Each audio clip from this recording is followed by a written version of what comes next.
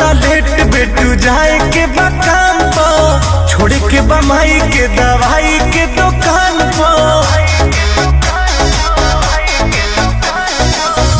होता लेट बेटू जाए के बकाम पो, छोड़ के बमाई के दवाई के दुकान पो।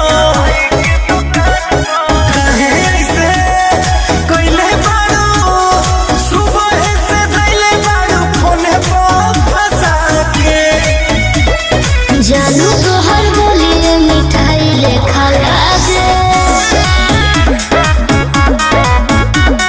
सारा खुशी फेरवा करे जाए करागे। जानू तो हर बोलिए मिठाई लेखा लागे, सारा खुशी फेरवा करे जाए करागे।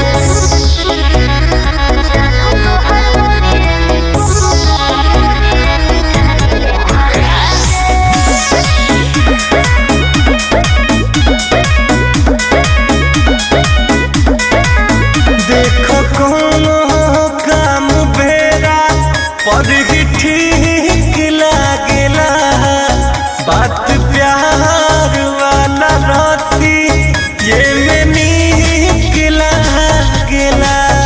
जब छावला देखावे मजनुआ हो, थोड़े औरी बतियावे मजनुआ हो।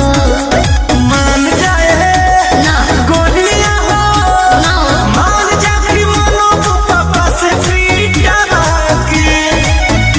अरे जानू तो हर बोलिए मिठाई लेखा लागे, हे करे जना सारा खुशी फेरवा करे जाए करागे। जानू तो हर बोलिए मिठाई लेखा लागे, सारा खुशी फेरवा करे जाए करागे।